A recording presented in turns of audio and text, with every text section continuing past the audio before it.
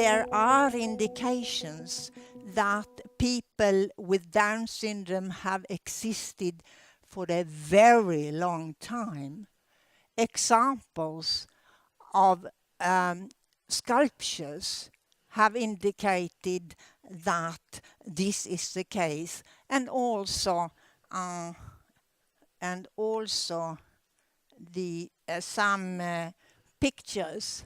And the suggestion is the child to the right of the left woman there and the child at the middle in the top are said to maybe be having Down syndrome. Now, the first person who described Down syndrome as an entity was John Langdon Down. And he did this, he published this in quite a small paper with the title Observations on the Ethnic Classification of Idiots in 1866. He believed that Down syndrome, which was then called Mongols, was an eruption of a lower standing people from Mongolia. Now, although that is of course not any truth, the important point is that he described what we now call Down syndrome as a particular group with probably a common origin and also possibly a common treatment. So I like what he wrote. They have considerable power of imitation, even bordering on being mimics. They are humorous, etc., etc., etc. I particularly like that description. So I think that is what we should remember Langdon Down for. Now, it took a very long time after that. 1866 was Langdon Down's description of what we now call Down syndrome. It is long time until it was discovered that it was something that happened with the chromosomes. And this picture here to the left is a picture from a textbook in 1953 suggesting that humans have 48 chromosomes. I looked at that and I thought, I don't think so. I don't think it's easy to count those. And then I managed to get into the department where they do chromosome studies in Lund in 1956. I was a young student then, studying genetics in Stockholm, but I managed to get in, and I was actually the first person to see these chromosomes, 46, the ordinary number in the general population. 46 chromosomes.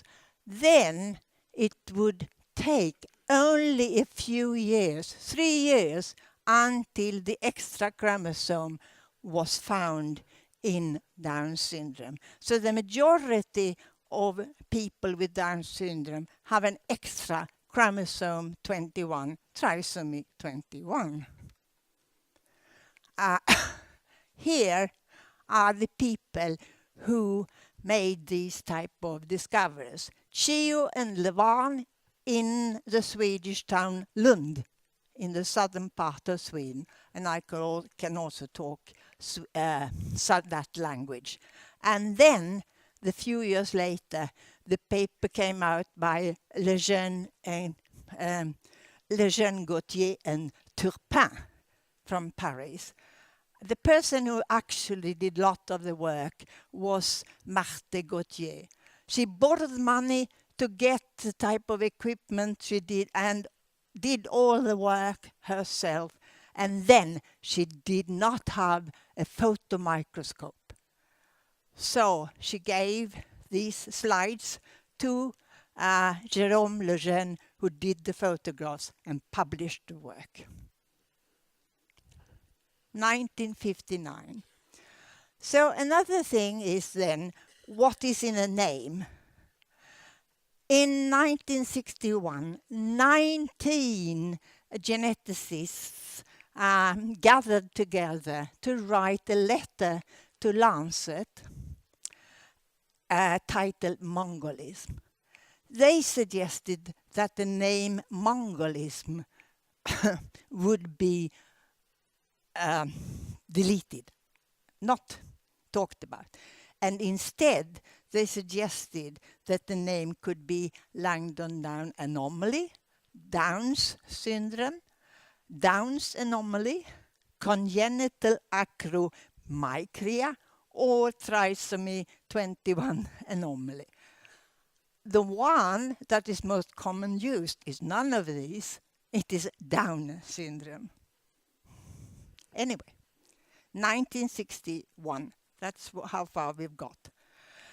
Now, in between and most recent years, there is some light at the end of the tunnel as regards the most important aspect. Is there a possibility to treat the intellectual disability in Down syndrome? And there's been quite a lot of indications, but no breakthrough until the studies in Barcelona. I understand that the pilot study of 21 people with Down syndrome and treatment, as we will hear, has been studied, but the real thing, the phase 2, has not yet been published. So we are very, very, very grateful to hear about this by Dr. De la Torre.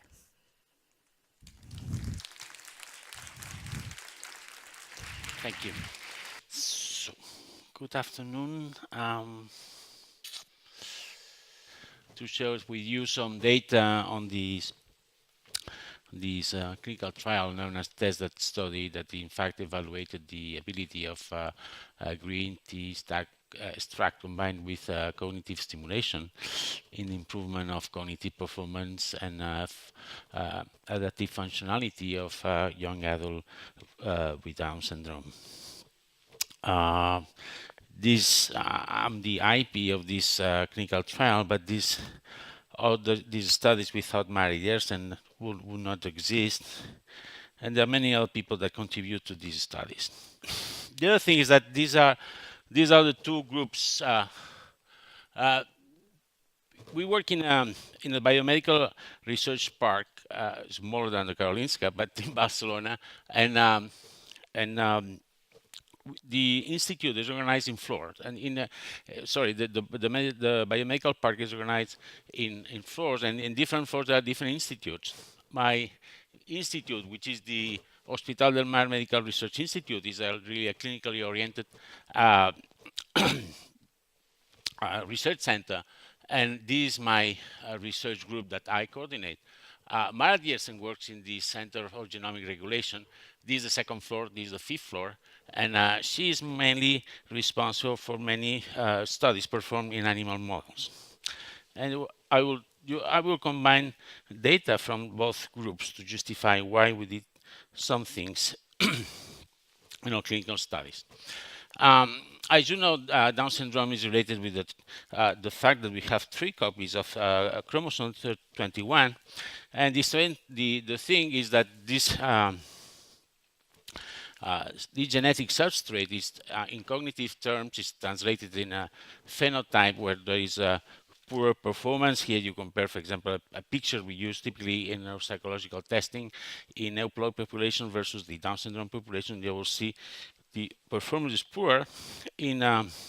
But the other thing is that behind this phenotype, this cognitive phenotype, there are differences in the brain structure, either at gross differences in the structure, but also very much difference in the neural microarchitecture.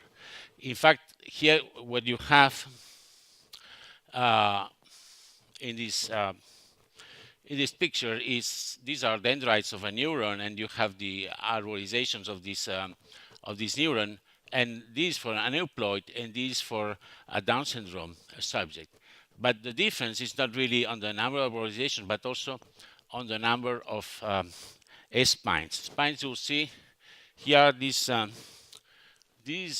small points you have in the arborizations that, in fact, what they do is they allow neurons to connect. Because our problem in Down syndrome is a wiring problem. It's a matter of how neurons connect.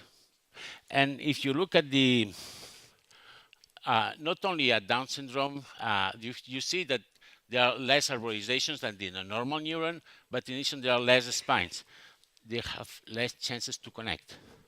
But in fact, the same happened with Fragile X syndrome, which is another intellectual disability disease where you have, apparently you have more spines, but these ones are not matured. I mean, you're not connecting at all. And the same happened with others like the Rett syndrome, or then in general, in intellectual disabilities, we have a problem of wiring or networking of neurons. And this is important, and this is the basis of our work. As you can see, when in the early neurodevelopmental early stages, you have the neurons, but connections, the network is still something that has to be created and develops over time. As you can see, when you peak, it peaks at the in an age range between 30 and 60 years. You have the maximum networking, and this networking, why is so important? Because the only way that maybe you can store information, you are able to retrieve this information, to learn, to memorize, to just to speak, for example, or to have an emotion, has to do very much with this our ability to connect these neurons. If you don't connect, your performance is going to be bad. And of course, in later stages of your life, this networking again declines, and also you observe a cognitive decline. Then our approach was to not really to treat a symptom or to in some way to modify, to decelerate a symptom, but really to try to modify the disease. We say that Down syndrome is a genetic disease, it's true, but not all genes that are triplicated have to do with the cognitive performance. Few of them probably have to do with cognitive performance. Some of them have nothing to do, and some of them are relevant because they interact with proteins from with other genes. Mara Diersen and other researchers have been looking at different what we call candidate genes that may explain in part or totally this cognitive phenotype that we can see in the Down syndrome population. One of the candidate genes is this gene known as dual specificity tyrosine phosphorylation regulated kinase 1A, better DIR1A. This DIR1A is interesting because it's a gene that encodes a protein, a kinase, and this kinase regulates many other proteins. In some way, if this protein is altered, many other proteins at the same time are altered. For example, the APP or tau that priorly Lotta was discussing are regulated by this D1A. The interesting thing is that if you in a mouse model, you have a mouse with 3 copies of the 1A, like, for example, a person with Down syndrome, you can replicate most of the cognitive phenotype of Down syndrome. And researchers have been working on the gene candidates, and they were speculating to which extent the 1A was really the candidate gene, yes or not. There were others. Until making things short, that a group in France, what they test is that to which extent green tea extract was able to modulate the overexpression, the fact that we have 3 copies of the genes, the overexpression of D1A.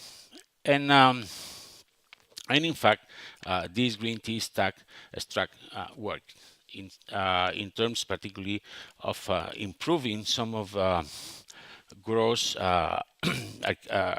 structural changes of the brain. And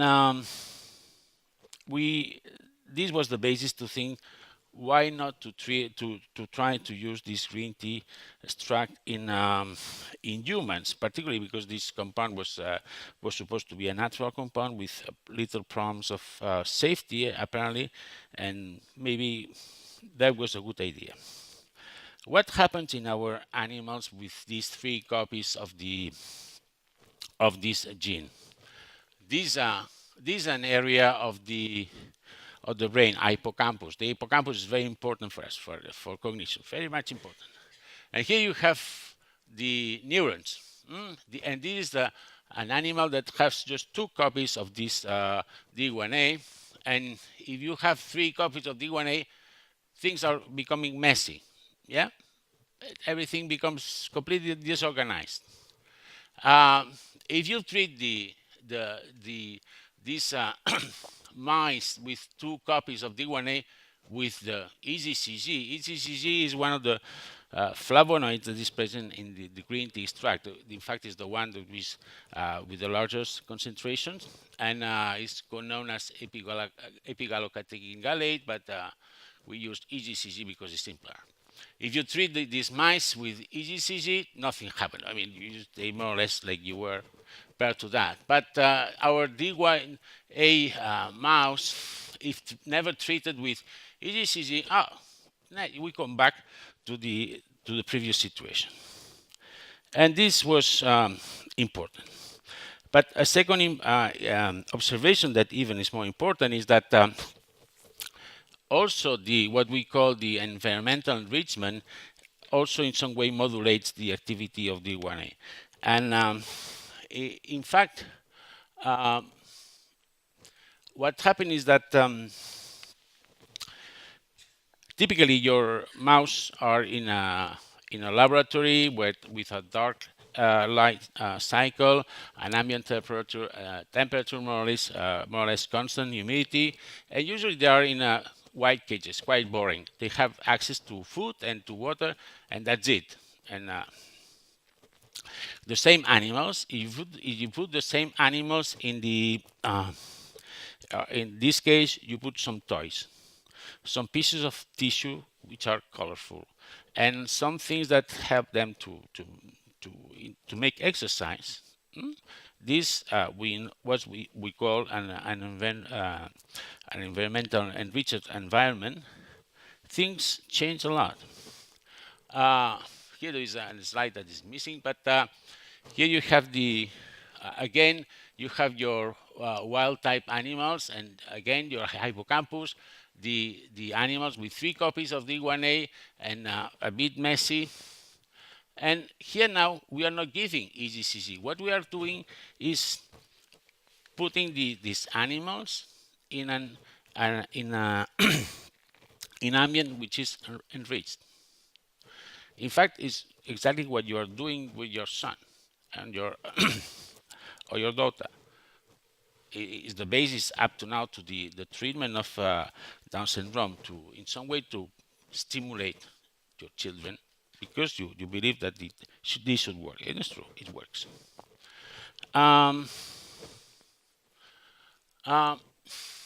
Then you're lucky because you are missing 2 slides. But the idea is that even to understand how things happen in the whole story, the results of the French group showing that the green tea was effective in some aspects in these models of mice was these 2009. And in 2009, as far as these results were available, we started doing a pilot study. At this time, the studies on the efficacy of the environmental enrichment in the mouse model were not available. Then our pilot study, the phase 1 study, was not just administering just EGCG, just administering the green tea, nothing else than that, okay? And afterwards we proceed with the next one.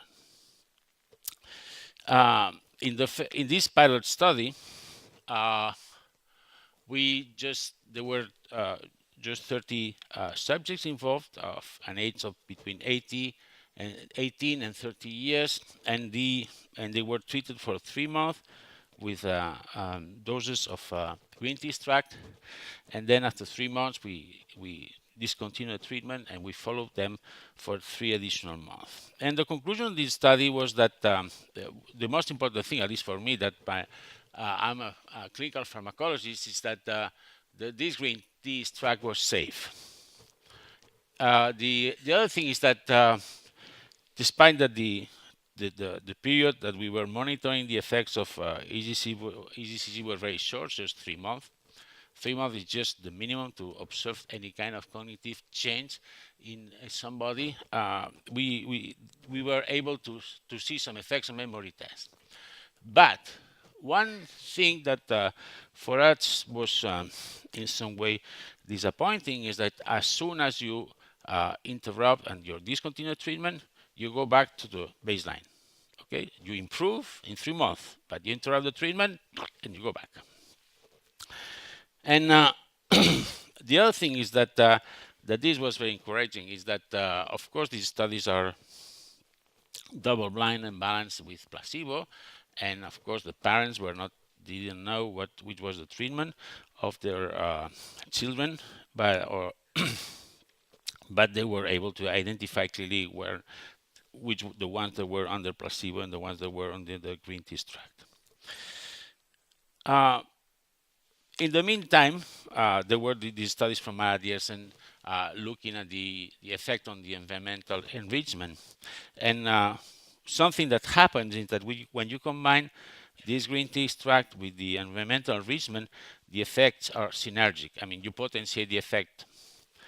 And our hypothesis was, in addition to that, that even discontinuing the treatment with the green tea extract, the effects will be sustained over time. Not what happened in the phase 1 study, that after discontinued treatment, we came back to baseline.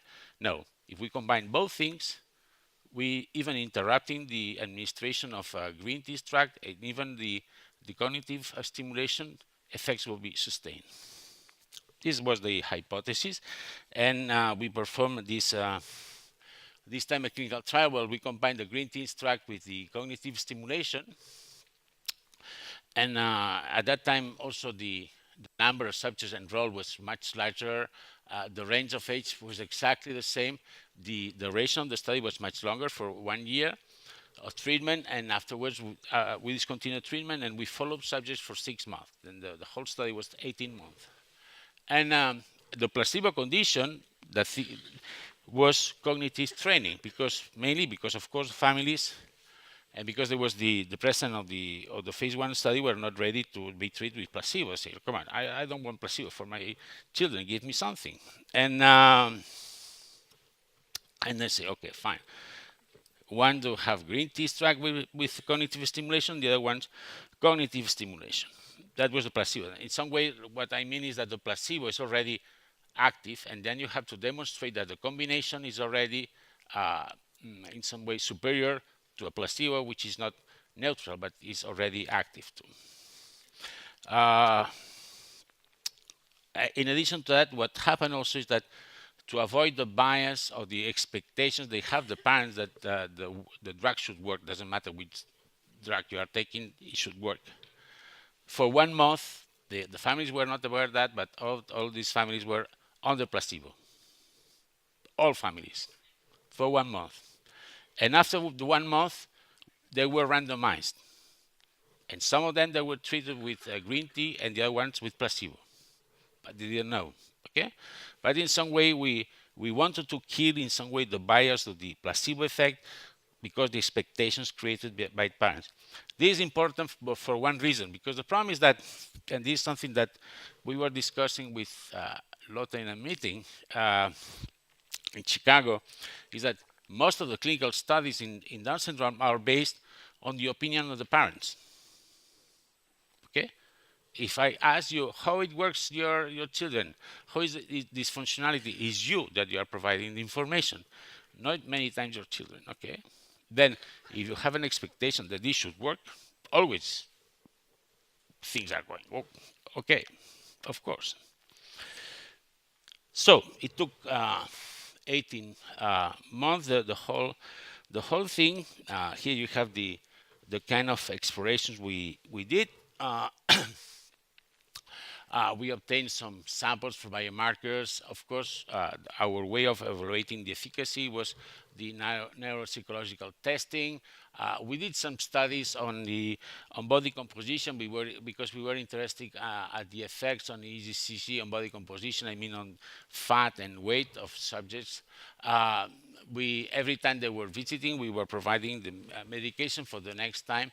And the most interesting thing is that we asked a subsample of the 87 that at the end were enrolled to participate in study on neurophysiology and neuroimaging, because we wanted in some way to see if never there is an improvement on cognitive performance, if this was translated in real change in the brain.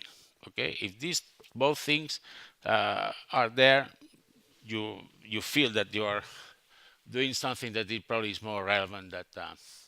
So to connect to the cognitive stimulation, they were going through our website, and then there they were connecting to this telematic platform known as FaceKids. And they were asked to connect 3 times per week, an hour.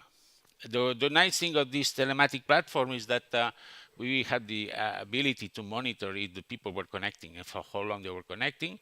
In addition to that, we know the performance of each session of the subjects. Okay, I mean, even if we were not there, we know exactly what was going on. Concerning the medication, at that time we were using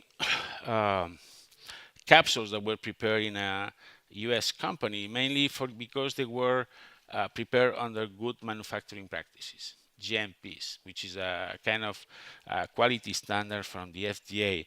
And for us was very important because the EGCG or the green tea extract, if you want to see something we can discuss later on, the green tea extract market is dangerous.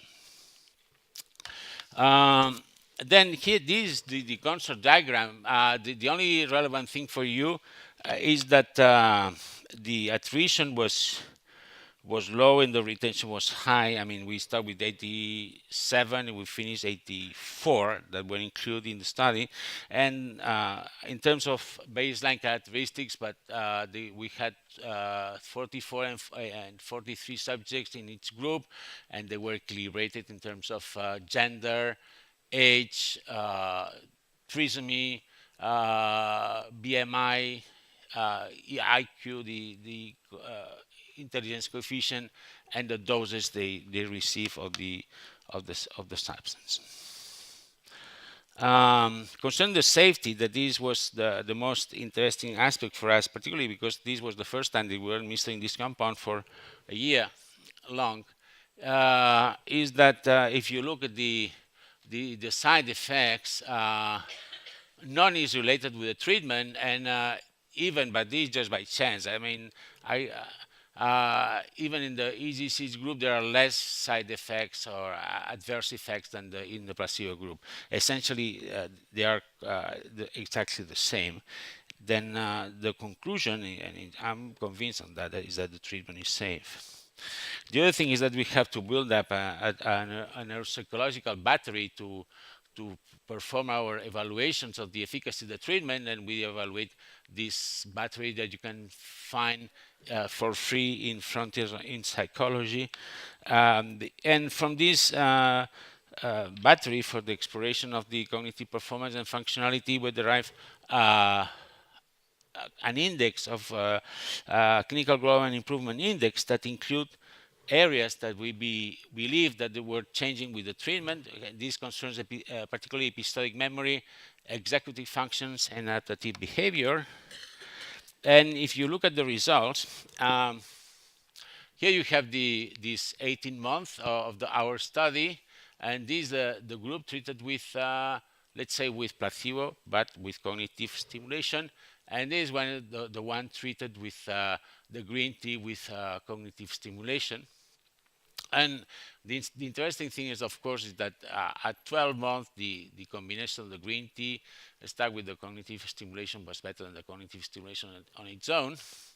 But more, at least for me, more interestingly, because afterwards you are going to ask for how long I have to administer this treatment, is that effects were sustained after 6 months of, here there is no treatment. There is no cognitive stimulation, no green tea extract. I mean, the effects were sustained over time. That's the interesting thing for us.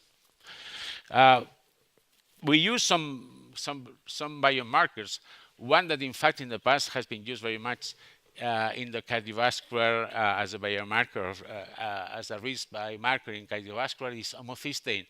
Homocysteine is regulated by D1A, to make short.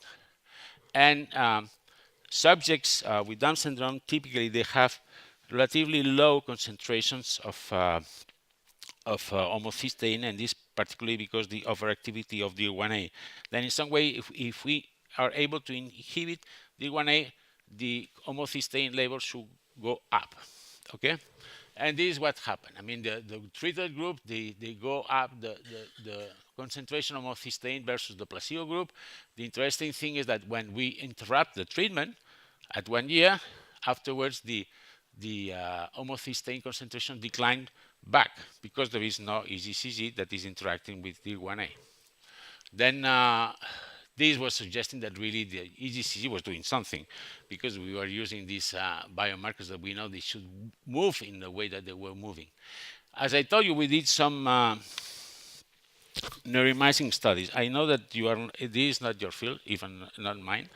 But to make sure, the thing is that to 20 subjects, that means 10 were treated with a green tea extract and 10 were treated with placebo, with the cognitive stimulation.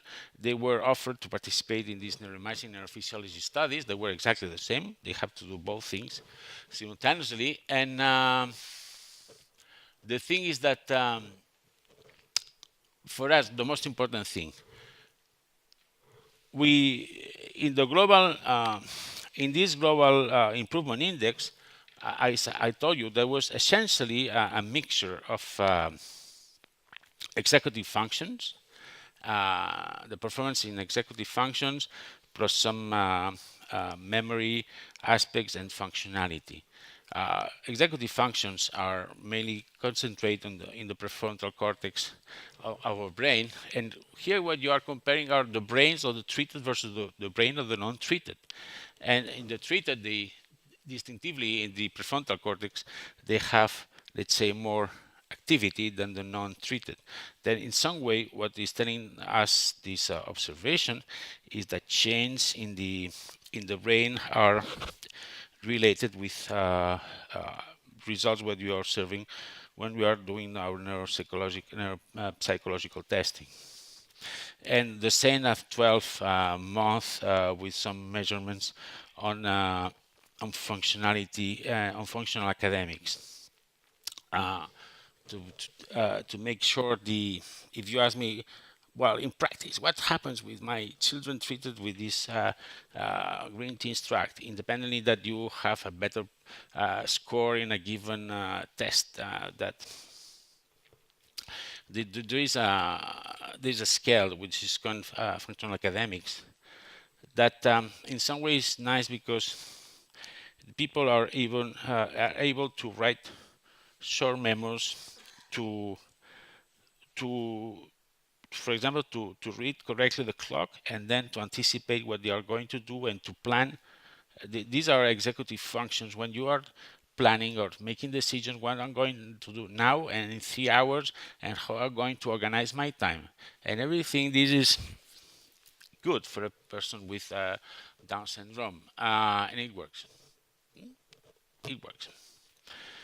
This is why also for us was important not only to link the neuropsychological functioning with change in the brain, but also with functional adaptive functionality of the subjects. I mean, we have been able to changing cognition to the day-to-day life of this person. Well, we did some studies also in neurophysiology with the same subjects. Essentially what we do is with a magnetic field, we stimulate the brain in a given area, and depending on how much, let's say, energy you put, you're able to produce a contraction of a muscle of your arm.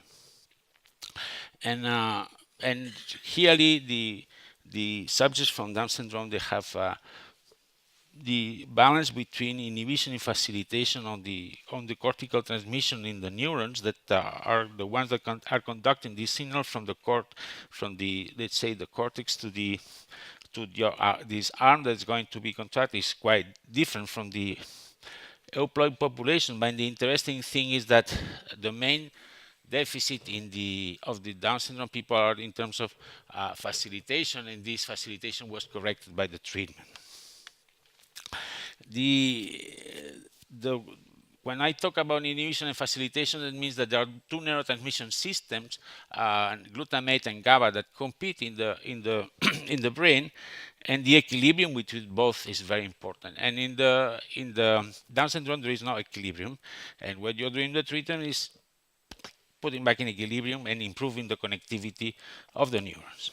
So the summary of our findings is that the treatments are safe. Effects are shown in memory and executive functions and functionality on daily living. The effects, although are mild, are related to functional improvement and are clinically relevant. Some treatment effects are sustained over 6 months. The neuroimaging, there is an increased functional connectivity of areas related with executive functions, better balance of facilitation and inhibition, neurophysiology, and biomarkers that are changing in the way that we were hypothesizing. Globally, if you ask me how it works, the EEG, probably what we are doing is to improve the wiring. What we are improving more technically is the synaptic plasticity, this capacity of connecting the neurons. This is the main effect of our treatment. We perform these studies in adults because for international regulations you cannot do these studies in populations younger than these ones unless you are able to demonstrate that the treatment is safe and is efficacious. And this is why we did the studies in adult people. In terms of synaptic plasticity, your brain is quite stable. Still, there is some room for some improvement of your synaptic plasticity when you are adult, hopefully. But there is not much. I mean, when you have plenty of possibilities of changing things in the pediatric population. There is one thing we can discuss later, and it's something related with the previous talk concerning EEG in the prevention of neurodegeneration. We can ask me, well, what we can do, what we have to do in adults is not important. Then we have just to concentrate on children. I would recommend to continue with green tea in adults, but not thinking really in any kind of relevant improvement. There will be some improvement, but really to decelerating the decline associated to the neuropathology like Alzheimer's disease that they suffer. What's next? For us, the most important thing, there are two things that we want to do. One thing is to do some studies in pediatric population. Why? Because the ability of the brain is really plastic. If we talk about brain plasticity in pediatrics, the brain is really plastic, and the effort you have to invest for these changes is relatively small. I mean, it's really, we believe that this is the target population for this kind of treatments related with synaptic plasticity. In the long run, what we would like is to treat pregnant mothers with a diagnostic of Down syndrome, and that they decide in some way to continue with the pregnancy, and they say, please treat me. We have data showing that really the benefits for the children are very important. But always we have to start with adults, children, and then the fetus. New developments. Well, this has to do with what we were talking about, the EGCG tracks. With the story of these tracks, is that first, this is natural, this is green, this is safe, and this is wrong. Okay? First, doesn't matter every compound, including EGCG, there's a dose that always is toxic, full stop, and you will have secondary adverse effects. Okay? Then, first, the best thing is that these treatments should be under medical control, please, first of all. Second, select a good green tea extract. As a pharmacologist, I don't like green tea extract. We continue with green tea extract first because it's easier to do clinical trials with natural products. There are much less problems. We did all these studies in 2-3 years, which is fantastic in terms of how these kind of clinical trials develop if we were talking about a drug. But you have, now that they are in the market with different brand names, there are tracks of EGCG, which is the only compound that is really worth to be tested, that are 95% purity. Use these kind of compounds. No, don't continue with the green tea extracts, because the problem is that most of these products are coming from China, and there are 2-3 producers green tea in China, using different methodologies. For you, it's green tea, but some green tea extracts are produced with methanol, other ones with isopropanol, and they are not the same. It looks like that, but it's not exactly the same. Then don't use these kind of things, please. We can discuss further on that. In our case, we are with some company in Barcelona. We are working in a kind of milkshake with a chocolate taste, because EGCG is quite bitter and some people doesn't like much. Just to finish. We have data in Fragile X showing that this green tea extract works. Okay? It's not just in Down syndrome that it works, but also in Fragile X. And